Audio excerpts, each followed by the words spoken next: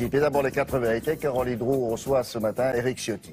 Oui, Éric Ciotti qui tente de réchauffer ses relations avec François Fillon. Il fait désormais partie de la cellule riposte du candidat de la droite, alors que 8 Français sur 10 souhaitent que François Fillon modifie son programme.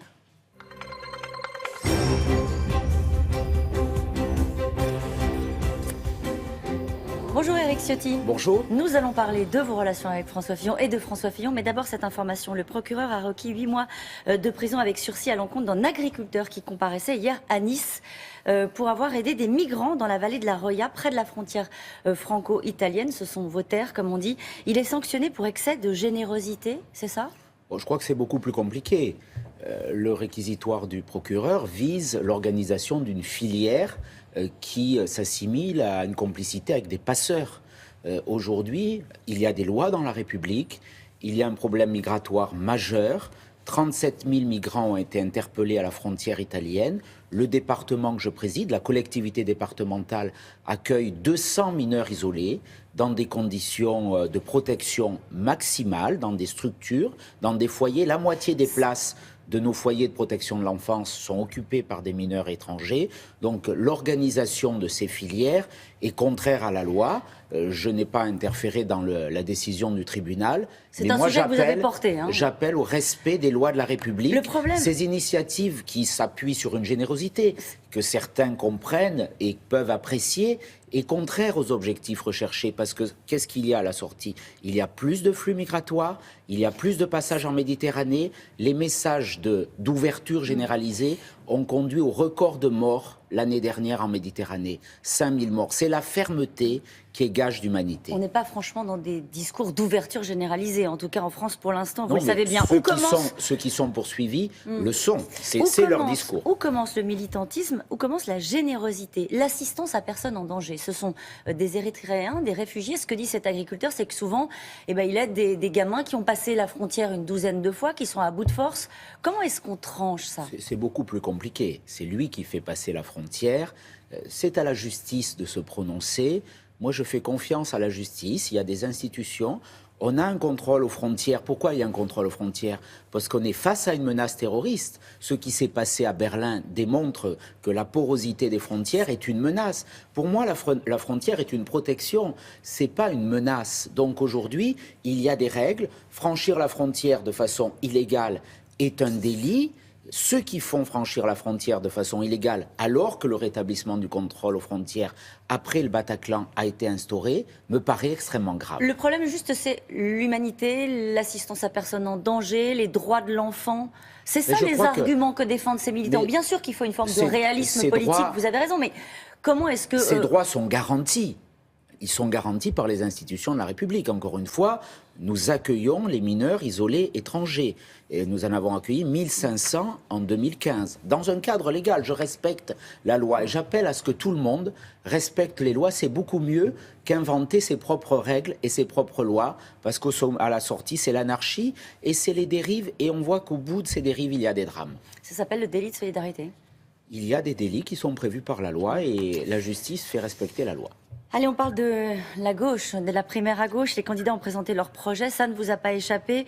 Avec cet argument porté par Manuel Valls de dire, à propos de François Fillon, son programme pour les fonctionnaires comme pour la protection sociale ouvre les vannes pour l'extrême droite. Le point commun de tous les candidats de la gauche, c'est de contrer le programme de François Fillon. On a l'impression que les candidats à la primaire de la gauche sont frappés d'une amnésie totale. On a l'impression qu'ils sont dans l'opposition. Mais M. Valls était Premier ministre jusqu'à il y a quelques jours. C'est sous son gouvernement que le Front National a atteint des records absolus. Aux dernières élections régionales, il y a un an, jamais le Front National n'a été aussi haut que lorsque M. Hollande et M. Valls ont été au pouvoir. Donc tout ça, c'est un discours de gribouille.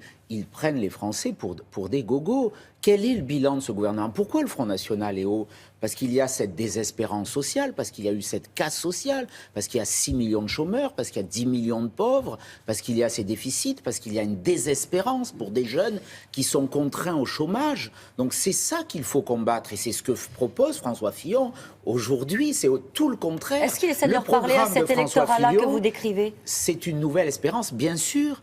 Et il faut que ces personnes qui aujourd'hui sont dans la difficulté sachent que tout le programme de François Fillon est orienté vers eux, revenir à une diminution massive du chômage, comme en Grande-Bretagne, comme en Allemagne, comme aux États-Unis. C'est ça un programme social. Est-ce qu'on ne change rien? On dit 6 millions de chômeurs, c'est parfait, on est les plus forts, comme le dit M. Valls. Tout ça est ridicule.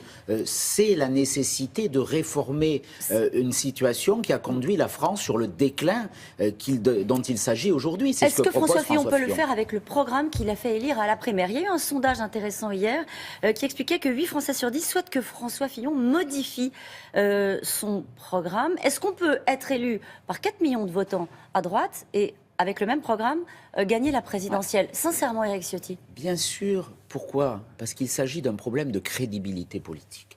Quelle crédibilité accorderions-nous à un candidat qui changerait dès le lendemain de son élection, d'ailleurs une élection très massive, les 2/3 des électeurs de la droite, avec jamais autant d'électeurs pour cette première primaire? Ça n'est que 4 millions de votants. C'est une question de vérité et de crédibilité. François Fillon est quelqu'un de vérité. Il a toujours tenu le même discours. Dès 2007, il parlait d'un État en faillite. C'est quelqu'un qui n'a jamais varié au gré des sondages, au gré des vagues médiatiques. Donc moi, bien entendu, il ne faut pas qu'il varie. Il a été élu sur un programme de réforme, de vérité. Son programme est attaqué, caricaturé. Je dirais que c'est plutôt bon signe.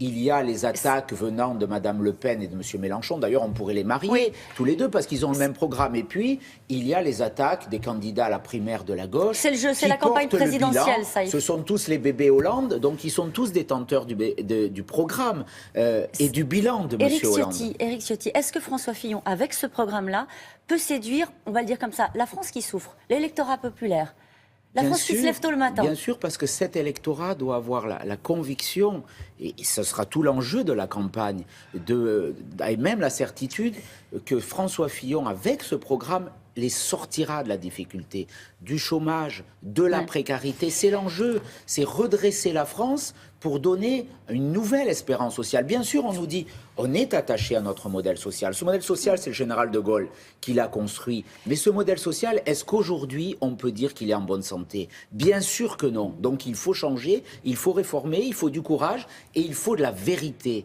La vérité, c'est la crédibilité de la parole publique. La vérité sur Nicolas Sarkozy. Est-ce que vous avez eu des nouvelles de Nicolas Sarkozy? Oui, je l'ai eu plusieurs fois au téléphone. Il est en pleine forme, il va bien. Est-ce que les choses se passent convenablement, on va le dire, avec le candidat François Fillon? Je crois, ils se sont parlé, d'après ce que m'a dit Nicolas Sarkozy la semaine dernière. Il est soucieux, bien entendu, que notre famille politique gagne. Nicolas Sarkozy a été président de la République, il aime la France par-dessus tout.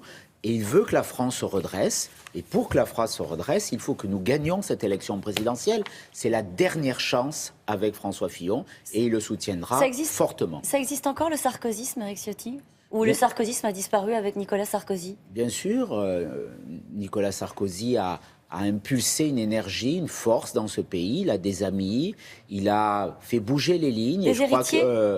Des héritiers, je ne sais pas, je ne crois pas. Il est là d'abord, il est là et encore, il incarne... Dans la vie politique, c'est intéressant ce que vous dites. Il incarne une forme de volontarisme en politique qui est important.